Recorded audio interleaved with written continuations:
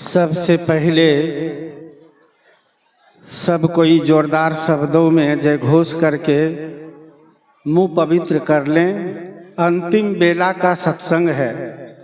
अंत भला तो सब भला। जो जय घोष में भी कसर किए हैं, अभी अंतिम समय में जोरदार शब्दों में दिल खोल करके और मुंह खोल करके जय घोष कर लें, ताकि मुंह पवित्र हो जाए और अंतःकरण को शुद्ध करके यहाँ से अपने घर को लौट सकें।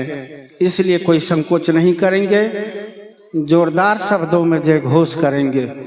बोलिए प्रेम से श्री सद्गुरु महाराज की जय। श्री सद्गुरु महाराज की जय। श्री सद्गुरु महाराज की जय। मंगल मूर्ति सद्गुरु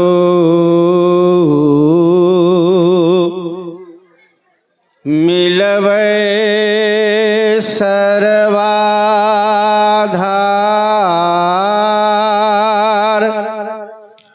मंगलमय मंगल करन बिनबहु बारंबार।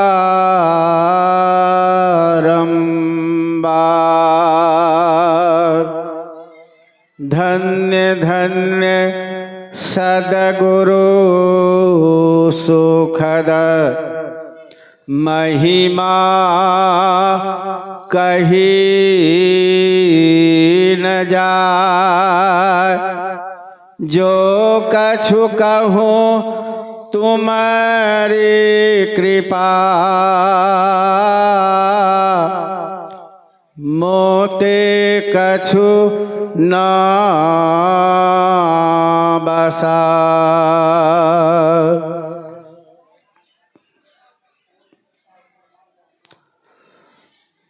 मंच पर उपस्थित सभी गुरु भाइयों को मेरा बारंबार नमन और सत्संग में पधारे हुए सभी बंधु बांधवों को, माता एवं बहनों को भी मेरा बारंबार नमन।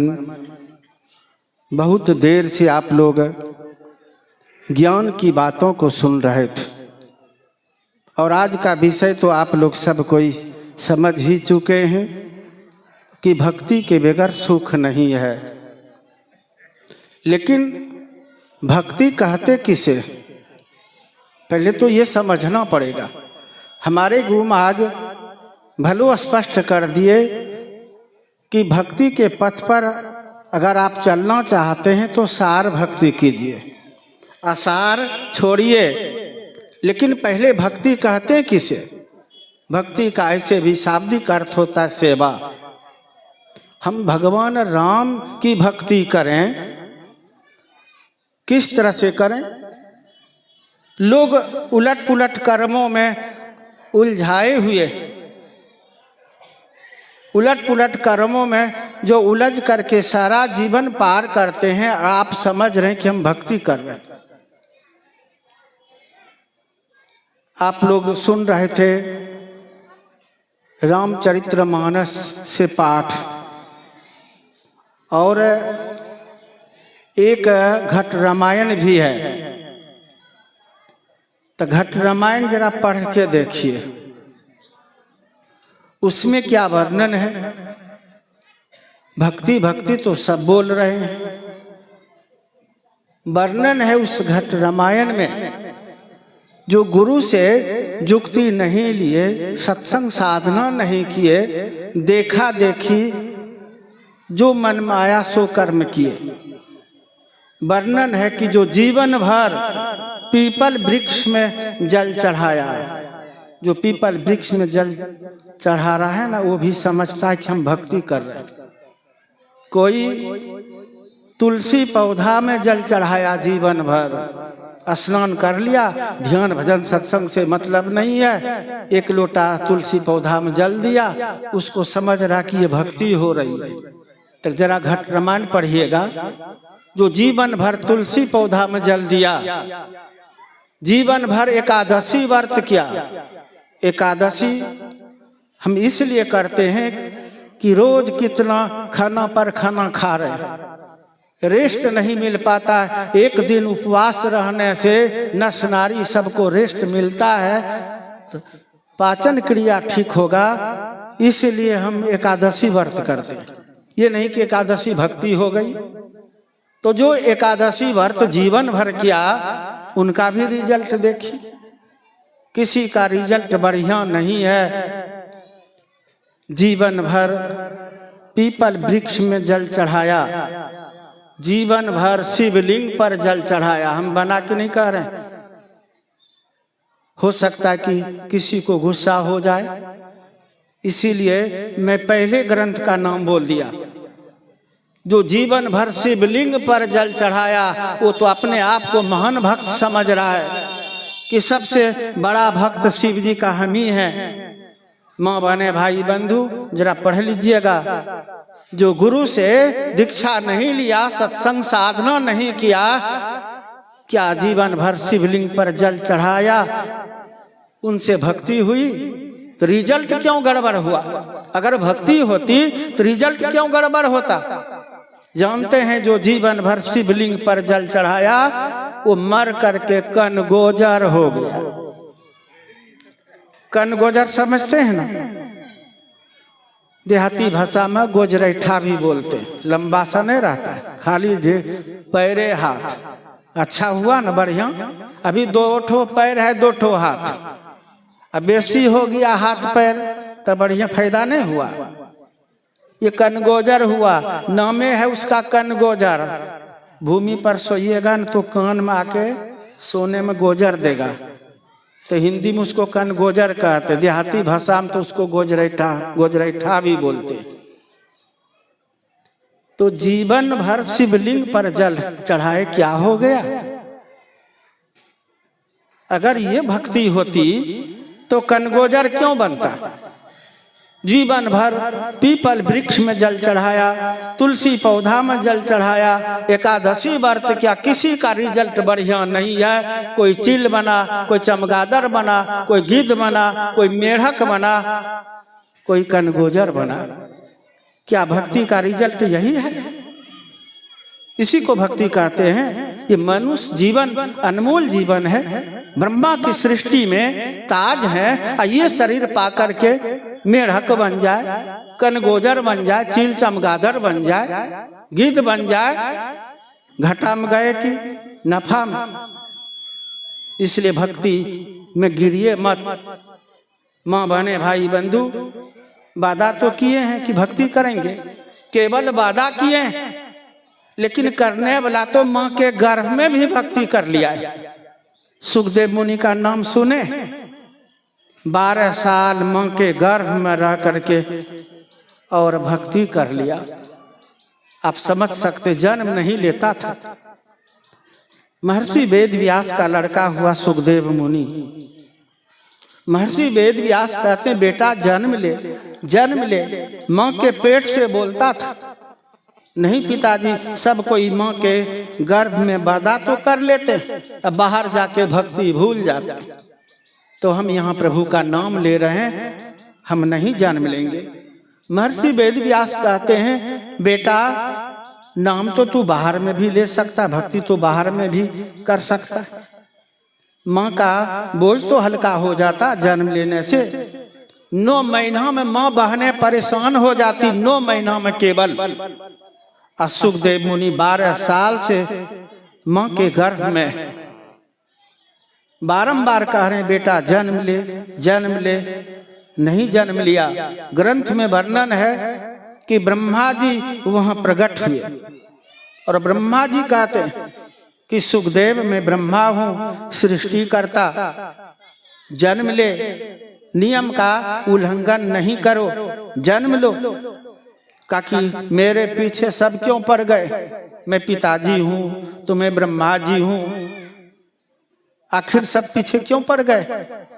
बाहर में तो माया का खेल है, माया घसीट लेगी, भक्ति भजन हम भूल जाएंगे, नहीं कर पाएंगे तो क्या होगा? और वो अपने ग्रंथ में वर्णन अपने बाप से एक पूर्व जन्म का कथा सुनाए कि पूर्व जन्म में हम भक्ति नहीं किए थे तो पिताजी जानते हैं कितना हानि हुई, कितना हमको कष्ट झेलना पड़ा। सो बता रहे हैं कि भक्ति नहीं करने के चलते भगवान हमको गधा जोनी में भेज दिए, गधा बन गए और एक रजक हमको रख लिए। रजक धोबी जी महाराज जो वस्त्र धोते, कहते हैं कि हमको एक रजक रख लिए। जब रजक रख लिए तो रजक किस लिए रखेगा? माल ढोने के लिए रख लिए। दिन दिन भर कपड़ा सबका बटोर के लाते थे, रात भर गर्म करते थे, फुलाते थे, सुबह पूरा लोड कर देते थे। कितना वजन हुआ कोई पता नहीं, कितना कुंटल हुआ, फिर भी ढोना पड़ता था और भरपेट भोजन भी नहीं देता था, भगा देता था। तो कभी पेट भरता था, कभी पेट भी नहीं भरता था। दिन प्रतिदिन में कमजोर होते जा रहा था, शरीर बूढ़ा हो गया। पिताजी, एक बार की बात है, लोगों का कोई पर्व त्योहार था, समय पर वस्त्र देना था, लाए बटोर करके और गर्म किए, तुरंत गरम गरम वस्त्र पीठ पर लोट कर दिया। पीठ जल रहा था और ऊपर से वो कोड़ा दे रहा था कि अस्थिर रहो। हमारा तो हालत खराब हो रहा था, गरम गरम वस्त्र पीठ पर लोड कर दिया। पीठ का जो चमड़ा था, मांस था, वो सिद्ध हो गया, घाव पकड़ लिया। शरीर बूढ़ा, कमजोर शरीर, घाव पकड़ लिया, फिर भी वो नहीं छोड़ा। जिस घाट पर ले जाता था उस घाट का पानी सूख गया था, तो दूसरे घाट पर ले जा रहा था। जब दूसरे घाट पर ले जा रहा था तो उस घाट के पहले एक नाला पड़ता था जिसमें कीचड़ भरा था। और वो रजक जी सोच रहा था कि उस नाला को ये तड़प के पार करे, शरीर कमजोर, बूढ़ा शरीर, हिम्मत तो लगाया लेकिन हिम्मत से बाहर की बात थी। मैंने विचार किया कि ये छोड़ेगा नहीं, तो तड़प के अगर पार नहीं हो पा रहा हूं तो घुस करके पार हो जाओ। वही मैं नीचे उतर गया कीचड़ में। इतना दलदल था कि मैं उसी कीचड़ में फंस गया। अब पूरा ताकत लगाया, फिर भी मेरे बस की बात नहीं थी। और वो रजक जी क्या करता था, ऊपर से कोड़ा खूब चला रहा था, पूंछ ऐंठता था, नाक दबाता था, मुंह दबाता था, और उस कीचड़ में ये मुंडा भी धसोड़ करके रखता था। ये समझता था कि ये मतलब पार नहीं करना चाह रहा है। लोग कहता है कि जो बैल खेत की जुताई नहीं करता है तो उसको कोढ़िया बोलता है, तो ये कोढ़िया हो गया है। सो मुंडा दबा करके कीचड़ में रखता था। हमारा दम घुट रहा है, हम क्या करते? हम तो सब शक्ति लगा के देख लिए थे, लेकिन वो समझ नहीं पा रहा था। जानते पिताजी क्या किया? पीठ पर का सब वस्त्र उतार लिए और 10-20 लात जमा के 10-20 गाली दे करके, तू इसी में सरो और मरो, तू किसी काम का अब नहीं रहा। निकाला तक भी नहीं कीचड़ से, कीचड़ में छोड़ दिया, अपना सब वस्त्र उठा के चल दिया। 7-8 दिन हो गया पिताजी उस कीचड़ में रहते रहते पैर सड़ने लगा। ऊपर जो घाव हो गया था, चील और गिद्ध खाने लगा। ऊपर से पीड़ा, नीचे से पीड़ा।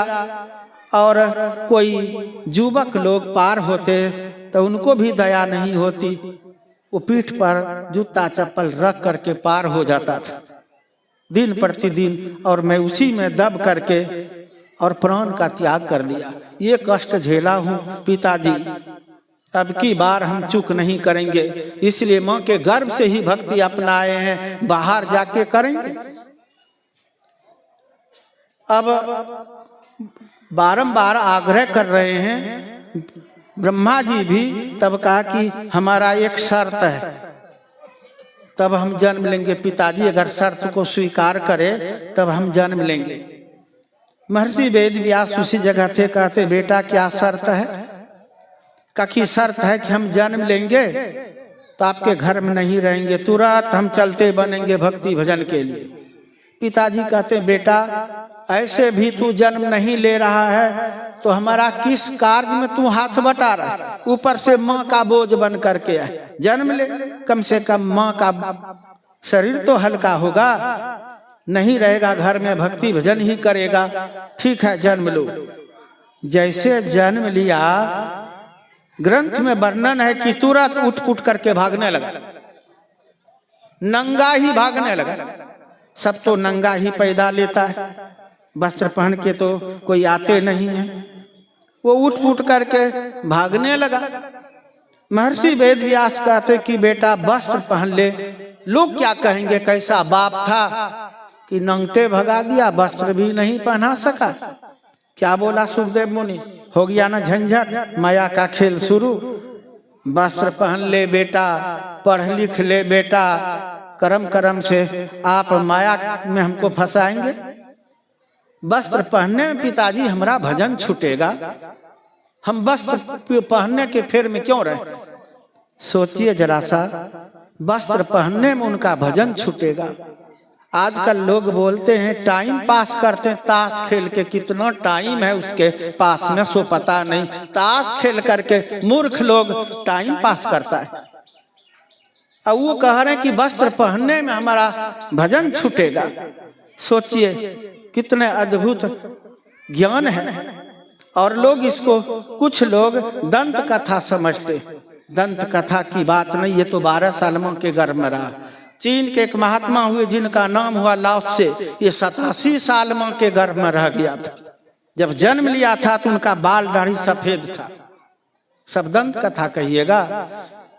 अष्टावक्र मां के पेट से बोलता था। ये भी वेद उपनिषद कौहल मुनि कहीं अगर गलती उच्चारण कर देते थे तो अष्टावक्र मां के पेट से बोलता था कि पिताजी यहाँ गलती उच्चारण किए, यहाँ ये नहीं होगा ये होगा।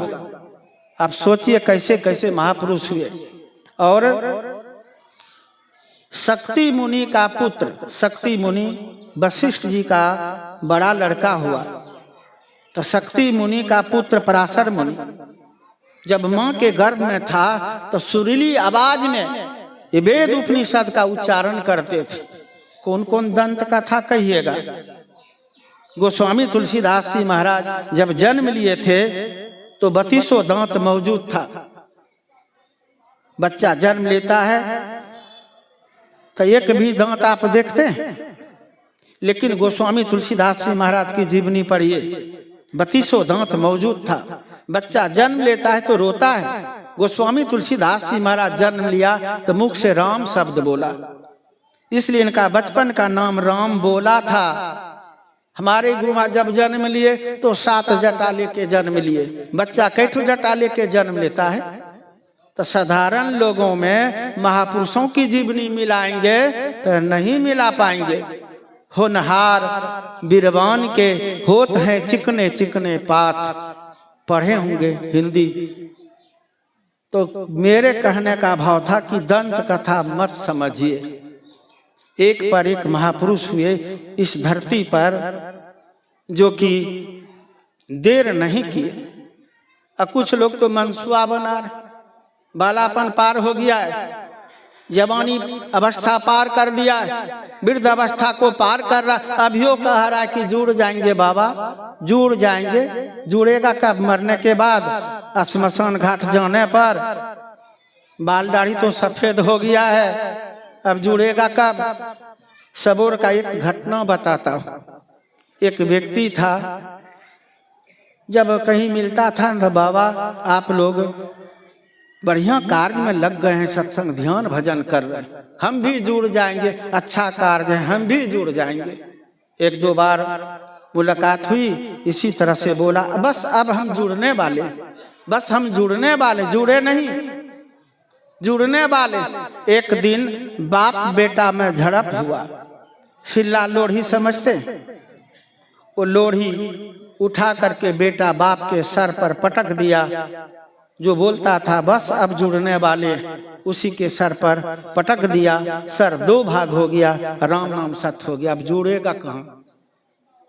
श्मशान घाट में। सोचिए, जो ये मनसुआ बना रहे हैं सब कोई, यहाँ सुन रहे थे कि भक्ति के बगैर सुख नहीं है, तो कैसे संभव है? और लोग अक्सर उलट पुलट कर्मों को ही भक्ति समझ रहे। हमारे सत्संगी लोगों को तो साफ कहते हैं कि ये लोग भगवान राम को नहीं मानते, ऐसे बोलते हैं, भगवान कृष्ण को नहीं मानते, शिव जी को नहीं। वो उलट पुलट कर्मों में है, खान पान उलट पुलट है, विवेक नहीं है, और वो हिम्मत करता है, पावर के साथ, अहंकार के साथ बोलता है। मैं आप लोगों से पूछता हूं, पढ़े लिखे लोग हैं, भगवान जब भी अवतार लिए, कल भी सुन रहे थे, भक्तों का उद्धार करने के लिए और दुष्टों का संहार करने के लिए, तो पढ़े होंगे 24 अवतार, कहीं है 16 अवतार, कहीं वर्णन है 12 अवतार, संस्कृत में 10 अवतार, 10 अवतार, 10 अवतार। भगवान विष्णु के ये सब अवतार हैं। और जरा सा विचार कीजिए, चिंतन कीजिए, कौन मान रहा है, कौन भक्त है? सत्संगी है भक्त, जबकि ग्रंथ में है कि सत्संग के बगैर भक्ति नहीं होती। भगवान राम साफ स्पष्ट कर दिए उत्तरकांड में, भक्ति स्वतंत्र सकल सुख खानी, बिनु सत्संग न पावही प्राणी। डंके में चोट बजा करके कोई भी प्राणी, चाहे ब्राह्मण है, क्षत्रिय है, वैश्य है, शूद्र है, अगर सत्संग को ठुकरा दिए हैं तो भगवान राम कहते हैं कि वो हमारा भक्त नहीं है। सत्संग के बगैर भगवान राम की भक्ति नहीं होती। फिर भी लोग सत्संगीय लोगों को कहते हैं कि ये लोग नहीं मानते हैं, तो जरा समझ लीजिए, भगवान भक्त के लिए ही अवतार लिए, इतने अवतार। आप लोग 10 अवतार की ही बात कम से कम समझिए, छोड़िए उधर 16, 12, 16 और 24 अवतार। 10 अवतार में एक अवतार है मत्स्य अवतार। मत्स्य मतलब मछली। भगवान मछली में अवतार लिए हैं, दिखाए। भाव क्या था कि मछली को मत खाओ, मछली में हम ही रहते हैं, अवतार लेके दिखा दे। मछली खाना चाहिए? भगवान अवतार लिए, ना समझ को कौन समझा सकेगा? मछली में भगवान अवतार लेके दिखाए और ना समझ लोगों को ये ज्ञान नहीं हुआ, विवेक के अभाव में मछली खाने लगा। फिर भगवान विचार किए कि मछली में अवतार लिए, फिर भी मूर्ख लोग ने समझा, मछली खाने लगा। तब अब दूसरे अवतार लो। किसमें अवतार लिए जानते हैं? कश्यप अवतार। कश्यप मतलब कछुआ। मछली खाने लग गए लोग तो कछुआ में अवतार लिए कि कछुआ तो नहीं खाएगा। ये ना समझ लोगों को कोई समझा सकेगा? कछुआ भी खाने लगा। महाभारत में वर्णन है, धृतराष्ट्र पूर्व जन्म में खेल खेल में कछुआ का आंख फोड़ दिया था। ये कर्म संचय हुआ, प्रारब्ध में आया, और इस जन्म में जन्म से अंधा पैदा हुआ। केवल कछुआ का आंख फोड़ दिया था, भाई बंधु माँ बहने, सो धृतराष्ट्र को भोगना पड़ा, अंधा पैदा हुआ। और आजकल कछुआ खा ही जाता, वो क्या पैदा होगा? केवल कछुआ का आंख फोड़ दिया था तो अंधा पैदा हुआ, और जो कछुआ खा जाता वो क्या पैदा होगा? सोचिए, भगवान को खा रहा है कि नहीं? मछली में अवतार लिए तो मछली खा रहे हैं, कछुआ में अवतार लिए तो कछुआ खा रहे हैं। भगवान फिर विचार किए कैसे नहीं होगा, सुअर में अवतार लो जो विष्टा खाता है, गली कुची साफ करता है, पैखाना वगैरह खाता है, उसी में अवतार ले लो। बराह अवतार पढ़े हैं, सुने ना? बराह अवतार, बराह मतलब वही सुअर। भगवान सुअर में अवतार ले। ये ना समझ मानव को कौन समझा सकेगा? सुअर वो खाने लगा, जबकि वो अपने विष्टा खाता है और उसको भी खाने लगा। भगवान को तो परेशान कर दिए हैं ये लोग, साकट लोग। आ कहता कि सत्संगी लोग नहीं मानता है। सोचिए किस में अवतार लेंगे? जिसमें अवतार लेते हैं वही खाने लगा। और सबसे बड़ा दुश्मन है भगवान कृष्ण का मछली खाने वाला। सबसे बड़ा दुश्मन कोई है भगवान कृष्ण का तो मछली खाने वाला। अगर मछली नहीं खाता तो भगवान कृष्ण आज भी मौजूद होते, हम लोगों के बीच में होते। सबसे बड़ा दुश्मन है मछली खोर, मच्छर खौका, मच्छर खौकी, सब जो भगवान कृष्ण का बड़ा दुश्मन है। और खाने के लिए एक मत चला दिया, सत्संग से अलग होकर के खूब मछली खाओ और शिव चर्चा करो। अब बोलता है पावर के साथ, हम ही लोग मानते। जरा समझ लीजिए, मछली खाने वाला भगवान कृष्ण का सबसे बड़ा दुश्मन कैसे है। आलोकानंद वासी कल थोड़ा सा संकेत सुने थे कि जब सांप लग गया दुर्वासा ऋषि का, 56 करोड़ जदुवंशियों का नाश होगा। आए भगवान कृष्ण के पास कि महाराज रक्षा कीजिए, रक्षा कीजिए। तो भगवान कृष्ण कहते हैं कि रक्षा कैसे होगा? समझाते समझाते तो हम थक गए। नशा छोड़ा, सत्संगी बना, का कि भगवान अब बन जाएंगे। जान पर जब आफत आ जाता है ना तो सब स्वीकार करता है, अब बन जाएंगे, खाली बचा दीजिए। का कि ठीक है। जो पत्थर है ना पेट में जो बांधे, वो पत्थर ले जा करके जमुना में घस करके नष्ट कर दो। और उधर नशा सब गड़वा दिया था पहाड़ के कंदरा में।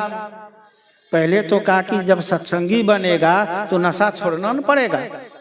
देखते हैं संत मत में 6 महीना पहले भगवान कृष्ण कहते हैं कि जब वैष्णव बनेगा, सत्संगी बनेगा तो नशा छोड़ना न पड़ेगा। कहा कि हाँ प्रभु, तो निकालो ईमानदारी से, जो बचना चाहते हैं तो अपने अपने घर से निकालो। इतना जो निकाला ना, सब खैनी का चुनौती, गांजा का चिलम, अथैला पहाड़ हो गया। कहा कि इसको नष्ट करो। जाकर के पहाड़ के कंदरा में गाड़ दिया। और उधर वो जो पत्थर था, तो आलोकानंद वासी कल ही सुन चुके थे। ये पत्थर वाला हम केवल संकेत करते हैं कि जब पत्थर घसने लगा उसको नष्ट करने के लिए तो चूर्ण होता था, पानी में भसाते गया और वही किनारा पकड़ करके एक घास तैयार हुआ, मजबूत घास। जब ये बौगलबा भगत सब मौसमी सत्संग फिर मंच उठपुट करने लगा तो आपस में कहते हैं कि कई दिन से नहीं खाए हैं। तो कहते क्या खाएगा, अब तो है नशा। का कि हम ही लोग रखे हैं, फेंके कहाँ, तो रख के आए बचने के लिए। का कि तब चला जाए। सब ग्वाल वाल गए और उखाड़ उखाड़ करके खा पी करके सब मत वाला हो गए। सापित था, सांप तो था ही, अब वो खा पी करके नशा में बसीभूत हो करके तू मैं करने लगा, हाथा पंजी करने लगा, उठा पटक होने लगा। किसी का नजर चला गया, घास पर उखाड़ के लाया, और जब दूसरे पर प्रहार करते हैं तो राम नाम सत्य होता है। ये तो बम और ये एटम बम, अणु परमाणु बम से भी भयंकर बम निकला। आपस में लड़ झगड़ करके नाश हो गए 56 करोड़। भगवान कृष्ण को तो बचा लेते, ये लोग तो नाश हो गए। वो जो नुकीला सा बचा, घसने में नहीं बनने लगा, वही जमुना में फेंक दिया था। एक मछली निगल गई और मछुआ जब मछली फंसा के बाहर किए, उनके पेट से नुकीला धातु निकला। मछली खाते हैं तब तो मछली पकड़ता है लोग, सोचिए, अगर मछली नहीं खाता तो मछली को जाल में क्यों फंसाता? मछली खाता है इसलिए मछली कोई पकड़ता है। मछली को पकड़ के बाहर लाया, नहीं तो वो तो नष्ट हो चुका था, मछली निगल गई थी।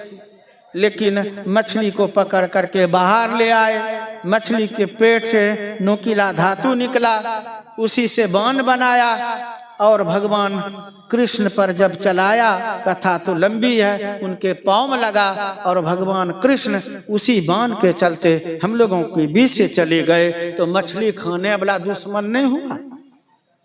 अब बोलता सत्संगी लोग नहीं मानता है। विचार कीजिए माँ बहने भाई बंधु, जो सत्संग छोड़ करके खाने पीने के लिए शिव चर्चा में पड़े हैं, संभलिए, ये जीवन का क्या होगा? जरा संभलिए, सोचिए, चिंतन कीजिए, क्या सोच रहे हैं? भक्ति हो रही है। भक्ति तो एकमात्र सत्संग के माध्यम से होती है। ब्रह्मानंद स्वामी जी महाराज कहते हैं, सत्संगत जगसार साधो, सत्संगत जगसार रे, काशी नहाए मथुरा नहाए और नहाए हरिद्वार रे, चारों धाम तीर्थ करी आए, मन का नहीं सुधार रे। कहते कहते कह दिए, वन में जाय किए तप भारी। सुबह भी सुन रहे थे भगवान कृष्ण का उपदेश कि तपस्या भी भक्ति नहीं है। एक पैर पर खड़ा रह करके कोई 1000 वर्ष तपस्या कर लेगा, फिर भी उनका उद्धार नहीं होगा, क्योंकि वो भक्ति है ही नहीं। यहाँ लोग 90 दिन नवरात्रि में फूल रहा है, 2 दिन शिवरात्रि में फूल रहा है, तीज, चौरचंदा, जितिया, बड़का पर्व, ये सब आसार है। नवरात्रि, शिवरात्रि, सार क्या है? तो जो गुरु से जुक्ति जान करके साधना कर रहे हैं। इसलिए ब्रह्मानंद स्वामी जी महाराज कहते हैं, वन में जाए किए तप भारी, काया कष्ट अपार रे, इंद्रजीत बस करी मन अपने, हृदय नहीं विचार रे, सत्संगत जग सार साधो, सत्संगत जग सार रे। और कहते कहते नीचे कह दिए, मंदिर जाय करे नित पूजा, राखे बड़ो आचार रे, साधु संत के कदर न जाने, मिले न सिरजनहार रे। खूब मंदिर मंदिर जाते रहिए, सर पटकते रहिए, घंटी बजाते रहिए, कान मचोड़ते रहिए, भक्ति हो जाएगी। साधु संत के कदर न जाने, मिले न सिरजनहार रे। और हम लोग तो यहाँ बोलते हैं तो कितने लोगों को लगता है ये लोग सत्संग का बड़ाई कर रहे हैं। अब मैं आप लोगों से पूछता हूँ, चालीसा, हनुमान चालीसा सब कोई जानते, पढ़ते हैं, सुनते भी हैं। चालीसा कहाँ से प्रारंभ है, ये कभी गौर करते? श्री गुरु चरण सरोज रज निज मन मुकुर सुधार। श्री राम चरण, श्री कृष्ण चरण, श्री शिव चरण, श्री काली चरण, दुर्गा चरण, लोग बोलते हैं गणेश जी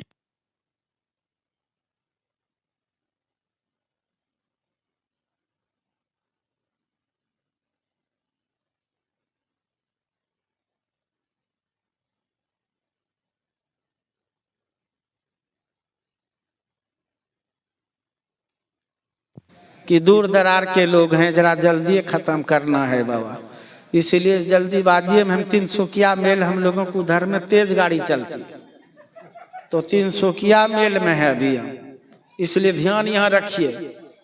देखिए, श्री गुरु चरण सबसे श्रेष्ठ चरण किनका है?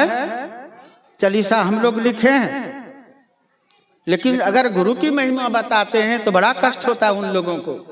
उसी चालीसा में न पढ़िए आगे, साधु संत के तुम रखवाले, चालीसा में है, हम लोग घुसाए होंगे। साधु संत के तुम रखवाले, किनको कह रहे हैं? हनुमान जी को, कि साधु संत के तुम रखवाले हो। जो साधु संत का निंदा करने वाले हैं, गुरु का निंदा करने वाले हैं, चालीसा पढ़ते पढ़ते मर जाएगा, कोई लाभ होगा? साफ स्पष्ट जाहिर है कि चालीसा पढ़ते हैं तो साधु संत से श्रद्धा प्रेम बढ़ाइए आप, तबे ना जुड़िए। और उसी चालीसा में देखिए, जय जय जय हनुमान गोसाई, कृपा करहूं गुरुदेव की नाई। कहाँ करें कि हनुमान गोसाई आप सबसे बेसी कृपा करने वाले हैं, सो कृपा कर दीजिए। चाहे शिव जी को घर धनी कहते न, दया करते तो कहते हैं ना, जय जय जय हनुमान गोसाई, कृपा करहूं शिव की नाई। कहाँ करें जय जय जय हनुमान गोसाई, कृपा करहूं गुरुदेव की नाई। कुछ लोग सत्संग छोड़ छोड़ करके, मैं कल कह रहा था कि सत्यनारायण भगवान का कथा करवाता है, और उस सत्यनारायण भगवान के कथा के बाद आरती होती है। हम लोग भी आरती करते हैं ना सत्संग के बाद। तो सत्यनारायण भगवान का कथा पूर्ण करने के बाद आरती करते हैं। हम लोग आरती बना के नहीं दिए, जरा समझ लीजिए। आरती में गवाते हैं पंडित जी सबसे, ओम जय जगदीश हरे। सुने कभी गाए? कभी गौर किए, चिंतन किए? उस आरती पर पंडित जी से पूछिएगा। आज सत्यनारायण भगवान का कथा करवाता है, सत्संग छोड़ के असली नकली पर जाता है, उससे पूछिएगा। उसी आरती में क्या कह रहा है? श्रद्धा भक्ति बढ़ाओ, संतन की सेवा, है ना।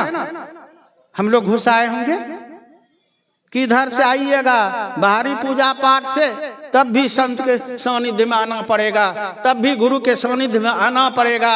ऐसे किसी के जीवन में भक्ति होती ही नहीं, हो ही नहीं सकता है। जो जीवन खपा रहे हैं, बर्बाद कर रहे हैं, कर लीजिए, लेकिन जब अपना उद्धार चाहेंगे तो किसी न किसी जन्म में, 100 जन्म के बाद ही सही, संत के सानिध्य में आना ही पड़ेगा, सत्संग अपनाना ही पड़ेगा।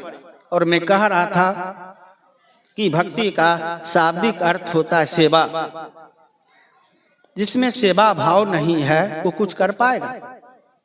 महर्षि साई स्वामी जी महाराज की भी वाणी में है, जिसमें सेवा भाव नहीं, साही सुख चैन कहाँ होगा। सेवा बराबर हम सुन रहे हैं जब से आए हैं फुलेंदर बाबा कि सब भक्त लोग सेवा में लगे हुए, और जिससे त्याग नहीं हो पा रहा है, जो कंजूस बन बैठे हैं, उनके जीवन में भक्ति होगी? सुबह तो आप योग साधना की बात सुन रहे थे उपनिषद से, और रामायण से अभी भक्ति की बात सुने। तो जिसमें त्याग भावना नहीं होगा, उनके जीवन में भक्ति होगी, और परिणाम कितना गड़बड़ होगा। चलिए मैं धम्मपद के तरफ ले चलता हूँ। एक पवित्र ग्रंथ है धम्मपद, उसमें वर्णन है भगवान बुद्ध का उपदेश है। माँ बहने भाई बंधु जरा ध्यान यहाँ रखिए। जो कंजूस बन बैठे हैं, सत्संग में भी जिसका त्याग नहीं होता है, ध्यान साधना में जिसका त्याग नहीं होता है, नाच गान में नमरी पंसोइया सटता है, उनका क्या होगा? जो संत महापुरुषों के चरणों पर शरण नहीं झुका पाता है, त्याग नहीं हो पाता है, और नाच गान में नमरी पंसोइया सटाता है, उसका क्या होगा? धम्मपद में वर्णन है। एक धनी सेठ था, बहुत धनी सेठ। उनको एक लड़का था, संपत्ति का अंबार, लेकिन कंजूस एक नंबर का, कभी दान पुण्य करता नहीं था, और बेटा को भी कंजूसी का पाठ सिखा दिया। जबकि संतवाणी में वर्णन है, क्या वर्णन है संतवाणी में? जननी जने तो भक्त जने, या दाता या सूर, नहीं तो जननी बांझ रहा, क्यों गमावे नूर। जननी का अर्थ होता है माँ, जने मतलब जन्म देना। माँ अगर पुत्र को जन्म देती है तो भक्त को जन्म दे, सबसे उत्तम बात। और भक्त को जन्म नहीं दे सकी माँ, तब दाता बनाइए। दाता मतलब दान पुण्य करने वाला त्यागी बेटा बनाइए। कंजूस बेटा पैदा मत कीजिए, कंजूसी का परिणाम बड़ा गड़बड़ होता है, वो आप पर आएगा। जो बेटा को कंजूसी का पाठ सिखा देता है, और माँ बाप जब वृद्ध हो जाते हैं तो रोना पड़ता है। कितना लोग कहते हैं कि बाबा दवाई के लिए पैसा नहीं देता है, वस्त्र के लिए पैसा नहीं देता है, भोजन नहीं देता है। क्यों देगा? आप ही तो कंजूस बनाए। अगर दाता बनाते, आप त्यागी बनाते, तो माँ बाप के साथ त्याग करता। इसीलिए बेटा को कभी कंजूस का पाठ नहीं सिखाना चाहिए। क्या हुआ जानते हैं? सदा के लिए तो शरीर रहेगा नहीं। एक दिन सेठ मर गया, और जो इस जन्म से कर्म होगा वो संचय होता है, फिर प्रारब्ध में आता है। तो जानते हैं वो महाकंजूस सेठ एक महादरिद्र के चंडाल के यहाँ जन्म लिया। एक महादरिद्र चंडाल के यहाँ जन्म लिया। चंडाल समझते हैं? नहीं समझते? बोलना पड़ेगा। हम लोग जाति पाति को स्पष्ट नहीं करना चाहते। जो ग्रंथ में सो बोलते हैं ये संत मत है। यहाँ सबका सम्मान है, यहाँ जाति पाति की बात नहीं। ब्राह्मण आएंगे उनका भी सम्मान, क्षत्रिय आएंगे उनका भी सम्मान, और जो भी आएंगे सबका सम्मान। हरिजन डोम कोई भी आ जाए, चमार डोम, सबका सम्मान बराबर कीमत है। हमारे गुरु महाराज सबको शिष्य बनाए हैं, सबको साधना सिखाए हैं। इसलिए हम लोग जाति पाति स्पष्ट नहीं करना चाहते। जब नहीं समझते तो बोलना पड़ेगा। डोम चंडाल का अर्थ होता है डोम। तो डोम में जन्म लेता तो कोई बात नहीं, महादरिद्र के यहाँ जन्म लिया, जिनको रहने का घर नहीं था, पहनने के लिए वस्त्र नहीं, खाने के लिए अन्न नहीं, भीख मांग करके माँ बाप खाता था। ऐसे घर में वो जन्म लिया। 7 साल हो गया था। माँ बाप क्या कहा कि भीख मांग करके हम लोग अपना पेट भरेंगे कि तुम्हारा ले डब्बा पकड़, तू काबिल हो गया, भीख मांग करके खा सकता, ले डब्बा पकड़। 7 साल का बच्चा था, डब्बा पकड़वा दिया। वही भीख मांग के खाता था, कभी पेट भरता था और कभी भूखे सोना पड़ता था।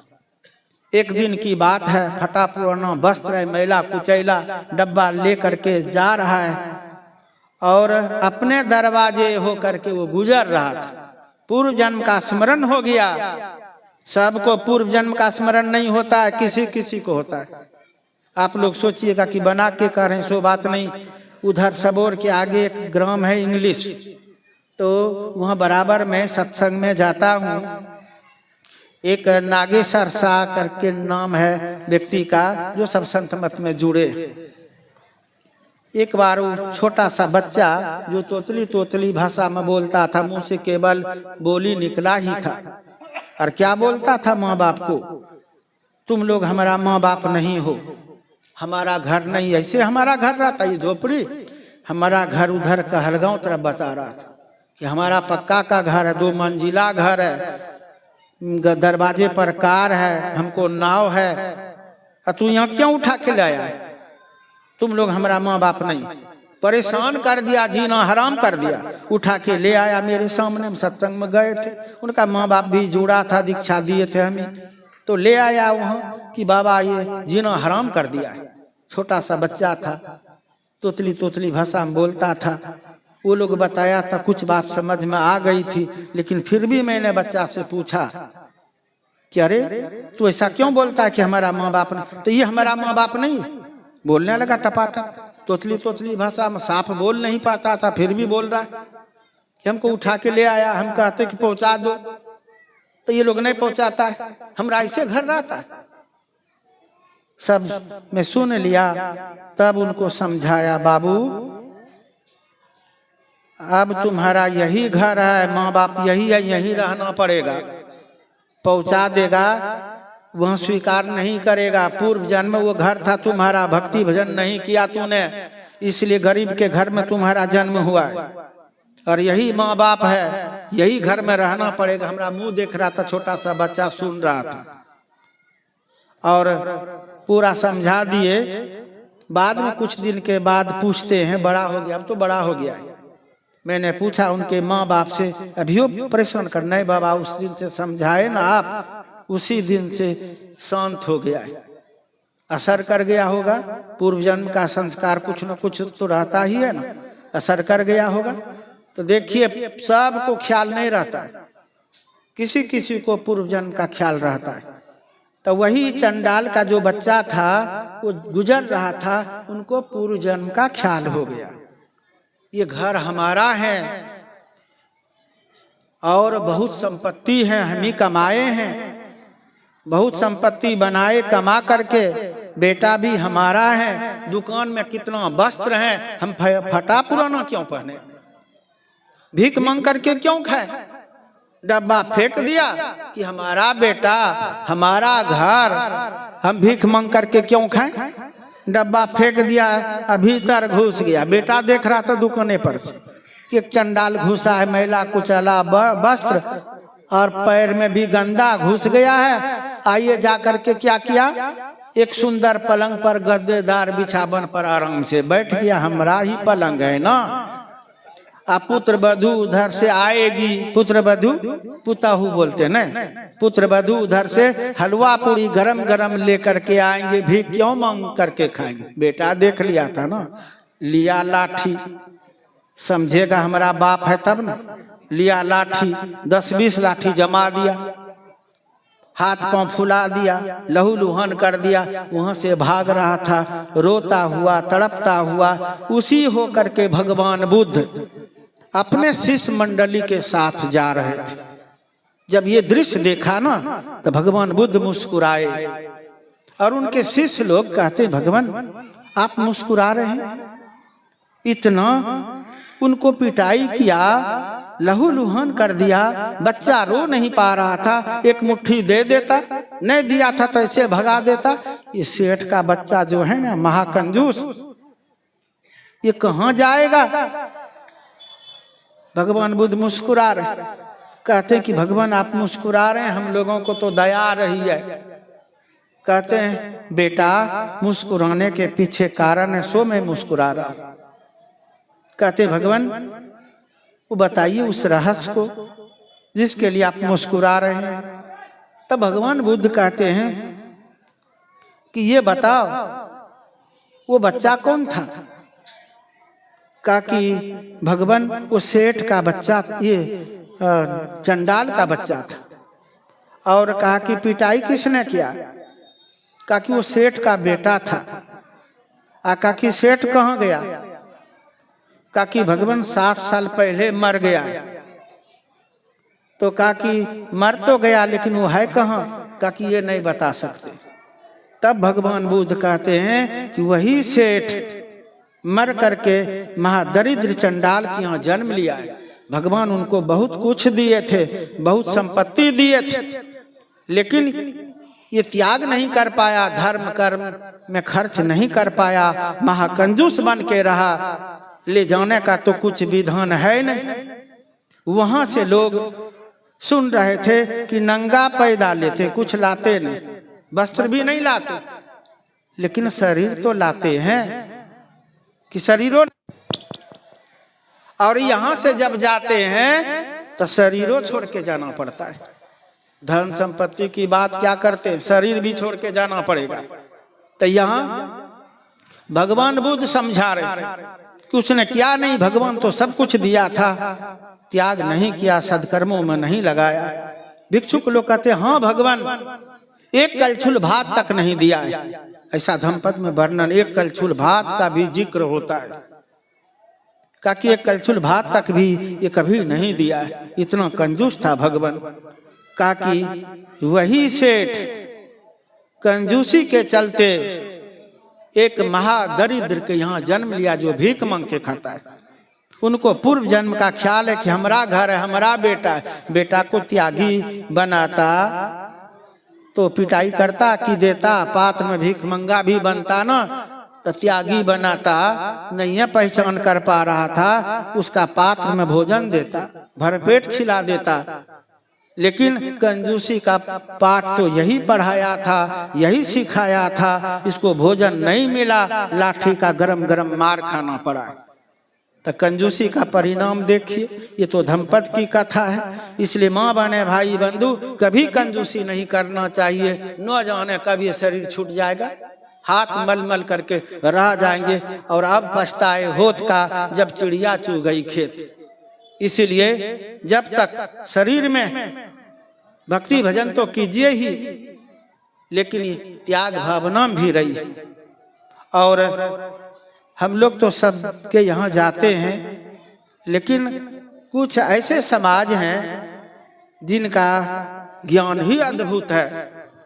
माँ बहने जरा समझ लीजिए, भाई बंधु, सब समाज में जाते हैं, और जब मारवाड़ी समाज में जाते हैं तो ज्ञान ही अलग है। आप लोग शायद विश्वास नहीं कीजिएगा, जानते कोई खाली हाथ प्रणाम नहीं करेगा, खाली हाथ प्रणाम नहीं करेगा। छोटा छोटा बच्चा है ना, जो समझता नहीं कि रुपया है कि पैसा है, वो समझता तक भी नहीं, गोद में उसको लेकर के हाथ में रुपया पकड़वा के सटा के प्रणाम करवा के और दान करवाता है। मैंने एक जगह प्रश्न किया कि दान पुण्य करना चाहिए, आप लोग समझते हैं तो करते हैं, लेकिन बच्चा को क्या पता, ये क्या समझ रहा है रुपया और दान क्या कहा जानते हैं कि बाबा ये रहस्य सब नहीं समझ पाएंगे। मैंने कहा कि जरा बताइए रहस्य क्या बोला। कहा कि बाबा ये समझता तो नहीं है, जानता भी नहीं, लेकिन हम लोग इनको सिखा रहे, संस्कार दे रहे। अगर अभी से नहीं सिखाएंगे, बड़ा हो जाएगा, कंजूस हो जाएगा, दान पुण्य नहीं करेगा, घर से लक्ष्मी विदा हो जाएगी। इसलिए मारवाड़ी समाज में अधिकाधिक आप कहीं देखिए जा करके, झारखंड हो, बंगाल हो, असम, हम लोग तो सब जगह प्रोग्राम में जाते, बिहार हो, उत्तर प्रदेश हो, मारवाड़ी लोग गरीब नहीं होते, क्योंकि उनमें श्रद्धा है, विश्वास है, धर्म कर्म लेकर के चलते। जो रोजगार धंधा करते हैं ना, तो शाम में वो हिसाब किताब करने के पहले भगवान के नाम से कुछ निकाल देते हैं, उसको गिनती में नहीं लेते, तब भगवान के खाता में उसको जमा करते हैं, अब बाकी अब जोड़ घटाव करेगा। तो जो इतना विवेक रखते हैं उनको घाटा लगेगा कभी, पहले भगवान के लिए निकाल दिए, और साल भर के अंदर में थोड़ा थोड़ा ही निकालेगा तो 365 दिन में कितना जमा हो जाएगा, मोटा रकम भगवान के खाता में भी हो जाता है। इधर लोगों का खाता है, बेटा का, बेटी का, नाती का, पोता है, पत्नी का, अपने सब का खाता, लेकिन भगवान का खाता ही नहीं है। खाता पहले तो ऋषि महर्षि लोग समझाए थे कि जो किसान भी हैं तो जो उपज होता है खेत में, उससे पहले आगे का भाग निकाल दो धर्म कर्म दान पुण्य करने के लिए, जिसको आप लोग अगबर बोलते थे। अब तो ये प्रचलन भी खत्म हो गया है, थोड़ा सा निकालेगा तो कहेगा कि भिख मंगा के लिए निकाल दो। ये ऋषि महर्षि ये नहीं शिक्षा दिए थे, धर्म कर्म में लगाना था, इसीलिए धर्म कर्म के लिए पहले निकाल दीजिए, अब नाप जोक कीजिए, घाटा नहीं लगेगा। लेकिन भूल गए हैं आप, जाओ बैठो, जाओ बैठो,